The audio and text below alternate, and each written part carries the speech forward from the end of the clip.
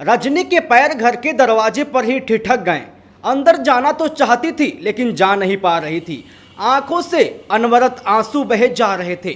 तभी पीछे से आकर भाई ने हाथ थामा। उसने पलट कर देखा तो भाई को देखते ही उसका रोना छूट गया। भाई ने इशारे से उसे अंदर जाने के लिए कहा, पर उसकी हिम्मत नहीं हो रही थी। ये वही घर था जिसमें कभी वो महेश की दुल्हन बनकर आई थी और आज इस घर से महेश की अर्थी उठने वाली थी। कल रात ही महेश को साइलेंट अटैक आ गया था और कुछ ही क्षण में उसकी मृत्यु हो गई। रजनी उस वक्त अपनी दोनों बेटियों के साथ मायके गई हुई थी। रात को ही उसके चाचा ससुर से फोन करके उसके पिता को बता दिया था। जैसे ही यह खबर वहां मायके पहुंची, वैसे ही मायके वाले फटाफट आधे घंटे में वहां से रवाना हो गए।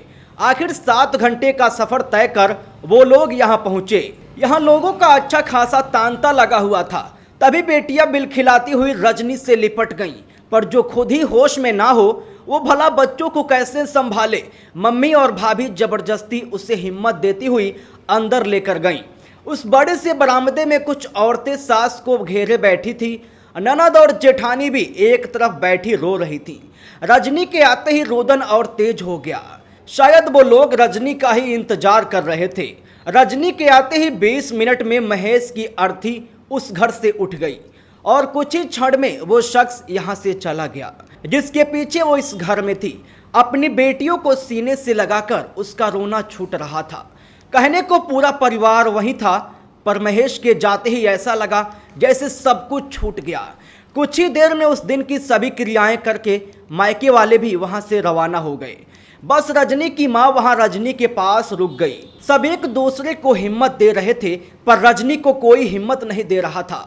आखिर महेश की उम्र ही क्या थी, सिर्फ 40 वर्ष। सास ने जवान बेटा खोया था, उसका कलेजा मुहकवा रहा था। बहन ने छोटे भाई को खोया था। बड़े भाई की तो जैसे हिम्मत ही चली गई थी।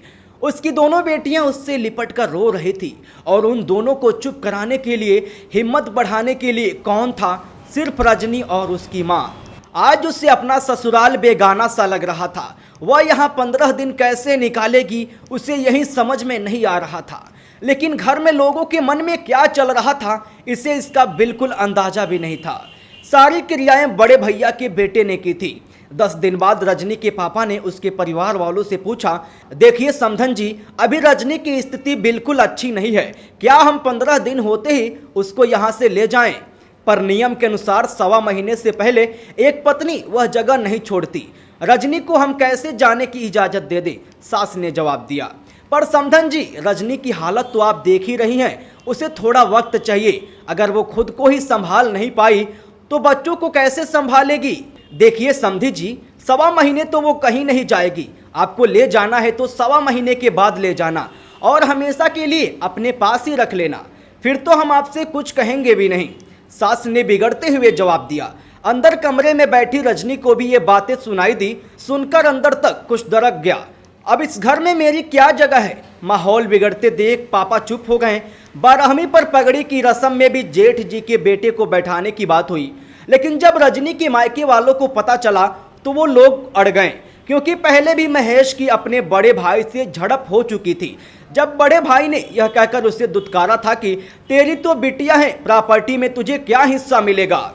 ये सब जानते हुए पहली बार रजनी के मायके वाले जिद पर आ गए थे। पगड़ी की रस्म करवानी है तो आपको या तो रजनी को पगड़ी पहनवानी पड़ेगी या फिर उसकी बेटी को। बड़े भाई के बेटे को बिठाने का क्या तुक है, जबकि महेश जी का अपना पूरा परिवार है।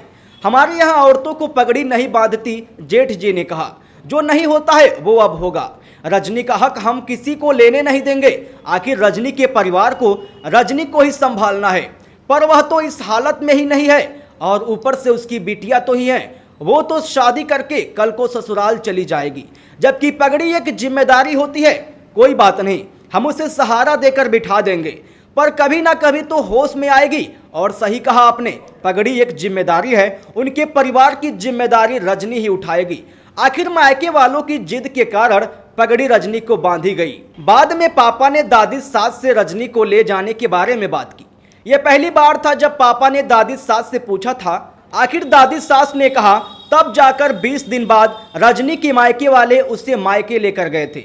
लेकिन अभी कुछ ही दिन बीते थे कि जेठ जी का फोन आया हम लोग कल आ रहे हैं, रजनी को घर पर ही रखिएगा।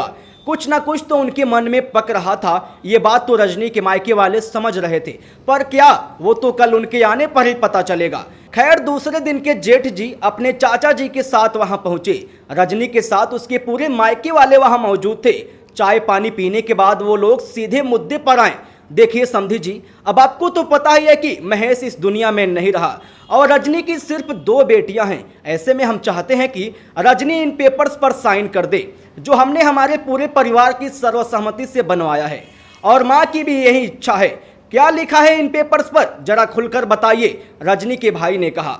ये हक त्याग के पेपर्स हैं। हमारी जो पुश्तैनी जमीन है उस पर से रजनी का अपना हक त्याग करना पड़ेगा। बदले में हम रजनी की दोनों बेटियों की शादी की जिम्मेदारी अपने सिर पर लेते हैं। भविष्य में उन दोनों का विवाह हम धूमधाम से करवा देंगे। रही बात मकान में हिस्सेदारी की, तो इसका 1/3 हिस्सा हम रजनी को देने को तैयार हैं। वो वहां पर अपनी बेटियों के साथ आकर रहे। इसके अलावा जो महेश की सेविंग्स है वो रजनी के पास है, जिससे वो अपना गुजर बसर कर सकती है। यह सुनकर सबकी तैयारियां चढ़ गई। जिससे पहले कोई कुछ कहता, रजनी ने जवाब दिया, मैं कोई हक त्याग नहीं करूंगी। मेरे पति की मृत्यु के बाद उनकी प्रॉपर्टी में हम बराबर के हिस्सेदार हैं।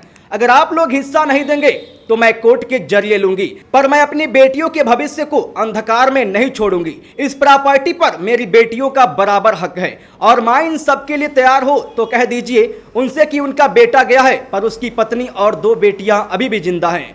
रजनी के तेवर देखकर जेठ जी और चाचा ससुर के आगे कुछ कहते नहीं बना। वो लोग चुपचाप वहां से उठकर चले गए। आज रजनी जॉब कर रही है और अपने दोनों बेटियों को पाल रही है। उसके माता पिता अपनी तरफ से उसे एक फ्लैट गिफ्ट कर दिया, जिसमें वो अपने दोनों बेटियों के साथ रह रही है। अभी तक प्रॉपर्टी का मैटर सॉल्व नहीं हुआ। ससुराल वाले उस पर अभी भी दबाव बना रहे हैं कि वो अपना हक त्याग दे, पर वो अभी तक जिद पर अड़ी हुई है। अभी भी मैटर पेंडिंग ही चल रहा है।